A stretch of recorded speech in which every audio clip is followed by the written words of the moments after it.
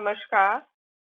आज हम एक अक्षीय क्रिस्टलों में द्विअपवर्तन का हाइगन्स का सिद्धांत यानी Huygens theory of double refraction of uniaxial crystals के बारे में चर्चा करेंगे।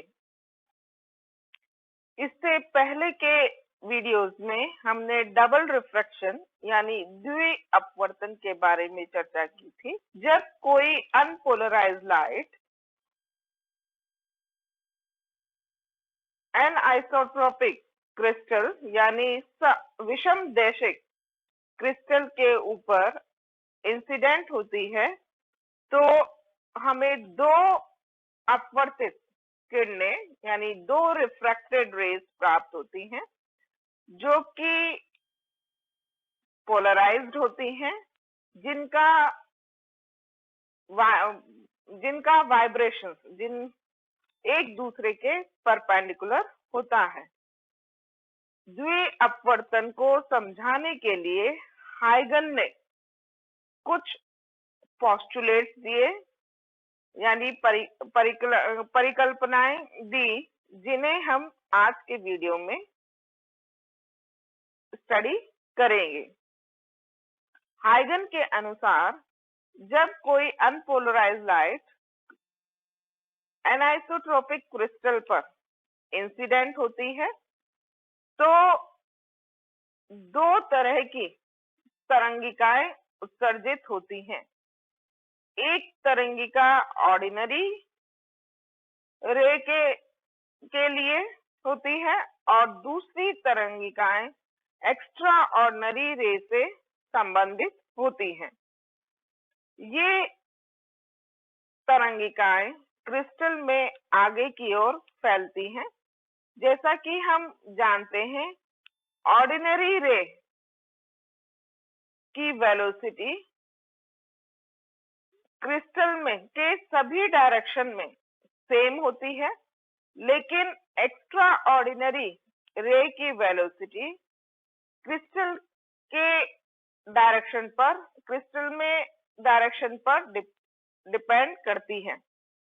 तो जो तरंगिकाएं ऑर्डिनरी रे से संबंधित होती हैं वे समान वेलोसिटी से क्रिस्टल में फैलती हैं, जबकि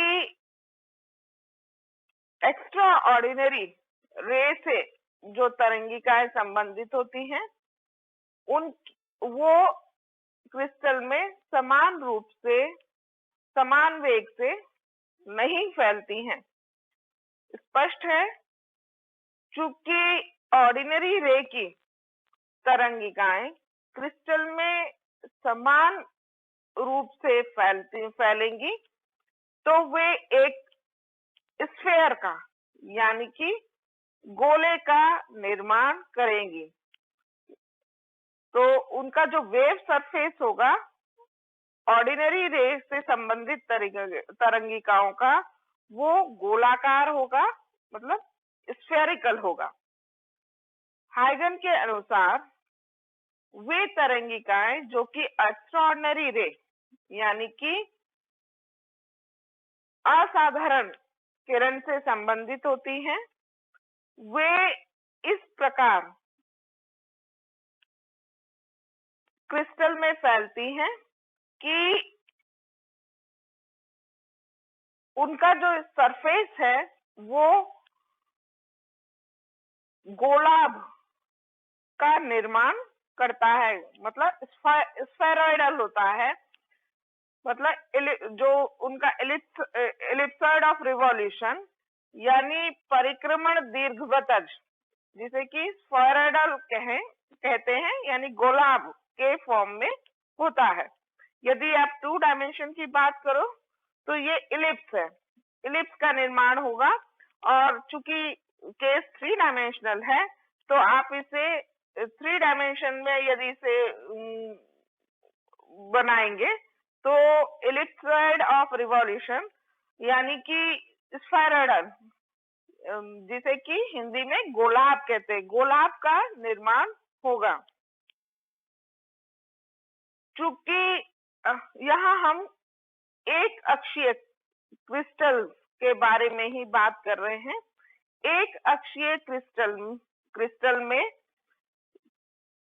ऑप्टिक एक्सिस यानी कि प्रकाशिक अक्ष के करस्पॉन्डिंग सिमेट्री होती है। इसलिए हाइगन ने इस बात की परिकल्पना की कि जो एलिप्सॉइड ऑफ रिवॉल्यूशन यानी स्फेरॉइड का जो सिमेट्रिक एक्सिस होगी वो ऑप्टिक एक्सिस ही होगी, यानी प्रकाशिक अक्ष। और जो एलिप्सॉइड का जिस एलिप्सॉइड ऑफ रिवॉल्यूशन जिसे कि हिंदी में दीर्घवृत्तज परिक्रमण दीर्घवृत्तज कहते हैं, उसका जो सिमेट्रिक एक्सिस होगी वो प्रकाशिक अक्ष ही होगी। तो ये जो प्रकाशिक अक्ष है ये जो दीर्घवृत्तज है यानी कि गोलाब, उसकी सिमेट्रिक एक्सिस होगी। तो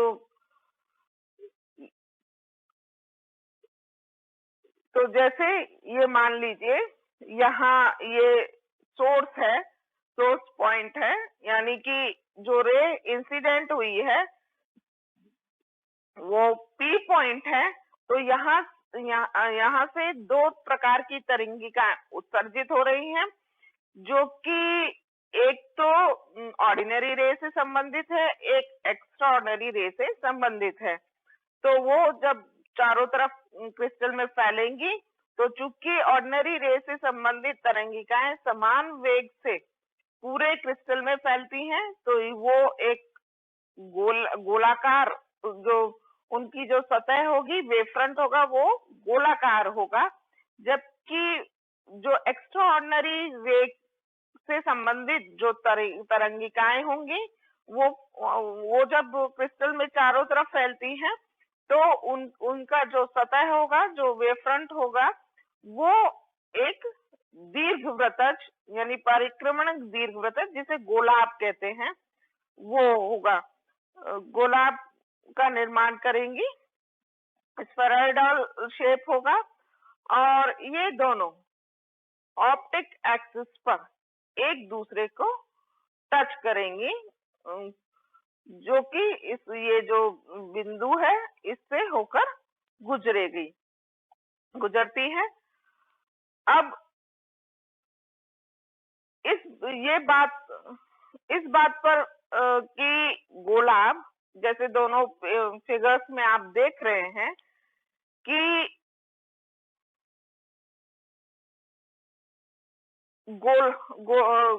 ये गोला इस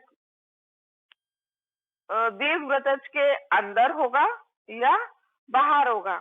ये इस बात पर डिपेंड करता है कि जो एक्स्ट्रा ऑर्डिनरी रे है उसकी वेलोसिटी ऑप्टिक एक्सिस की दिशा में यदि कम है, ऑप्टिक एक्सिस के परपेंडिकुलर दिशा के रिस्पेक्ट में यदि ऑप्टिक एक्सिस की दिशा में कम है, तो जो गोला है वो दीर्घवृत्तज के अंदर स्थित होगा। ऐसे ये जो कैल्साइट क्रिस्टल है वो इसका उदाहरण है। इस तरह के क्रिस्टल ऋणात्मक क्रिस्टल कहलाते हैं। लेकिन यदि एक्स्ट्राऑर्डिनरी रे की जो वेलोसिटी है वो ऑप्टिक एक्सिस की दिशा में ज्यादा है, उसकी लंबवत दिशा के रिस्पेक्ट में, तो जो गोला है वो दीर्घवृत्तज के बाहर स्थित होगा। तो इस तरह के जो क्रिस्टल हैं वो धनात्मक क्रिस्टल कहलाते हैं, जिसका एग्जाम्पल क्वार्ट्ज और जिंक ऑक्साइड है। ऑप्टिक एक्सिस की दिशा में जो ऑर्डिनरी रे है और एक्स्ट्राऑर्डिनरी रे है, दोनों की ही जो वेलोसिटी है वो सेम होगी, जबकि बाकी और दिशाओं में वो अलग, ऑर्डिनरी रे और एक्स्ट्राऑर्डिनरी रे की वेलोसिटी अलग होती है। ऑर्डिनरी रे और एक्स्ट्राऑर्डिनरी रे की वेलोसिटी ऑप्टिक एक्सिस की दिशा में सेम होने के कारण ये दोनों एक दूसरे को टच करते हैं। नेक्स्ट वीडियो में हम इसको और डिटेल में आगे स्टडी करेंगे। धन्यवाद।